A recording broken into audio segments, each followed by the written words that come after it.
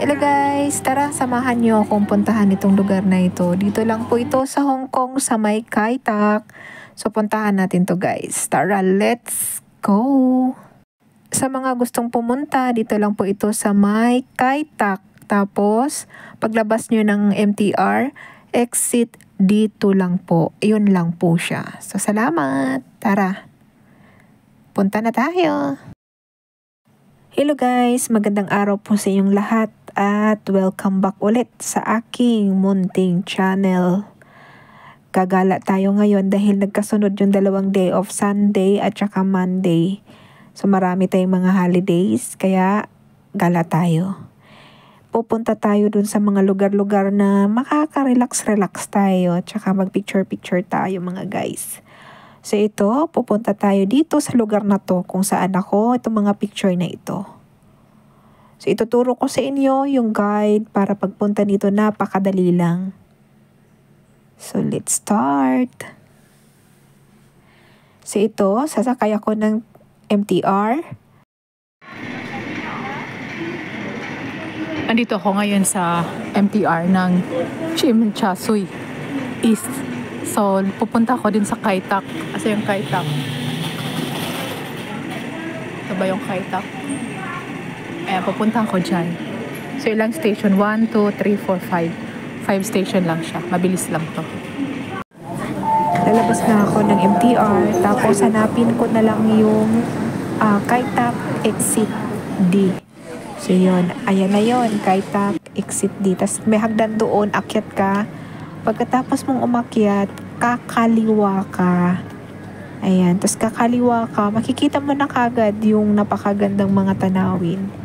So yan, lakad-lakad ka lang ng konti lang naman ang lakaran. So dito tayo, ayan na po. Iikot ko lang yung camera para makita nyo rin yung ganda ng lugar na ito. So dito nakikita ko lang naman to sa Facebook, kaya pinuntahan ko na kaagad.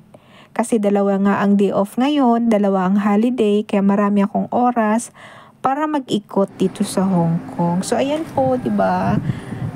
Kung dito ka, mas maganda siguro kapag medyo pahapon na kasi maraming mga tambayan, just nakaka-relax ka talaga. Ayan po yung lugar. So nag-picture-picture lang tayo. Sa oras na ito ay mainit. Tapos maya-maya kukulimlim. Tapos maya-maya naman medyo uulan ng konti. Mga ambon-ambon.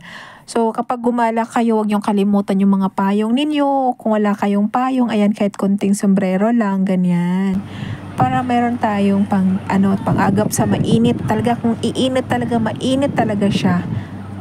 Tayo ka, te. Kaya nagsimula na yung konting Sige summer. lang, wait. So yan.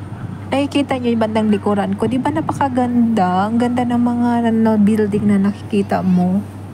So yan, ikot natin yung camera mga guys. Kasi para naman din ay makikita nyo din kung gaano din talaga siya kaganda dito sa Kai Tak. So ayan po.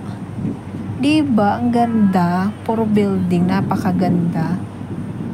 Yung nilalakaran ko po, pwede nyo po yung upuan. Kasi parang ano yan eh. Hagdan-hagdan. Pwede kayong umupo dyan kapag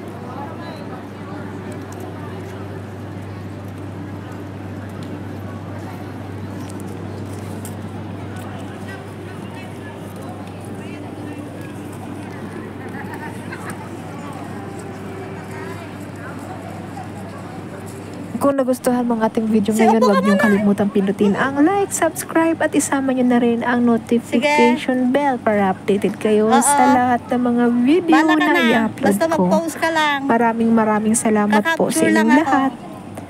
God bless you po. Bye-bye. See you sa next na vlog. Sige lang. Bye-bye. Thank you po. Thank you so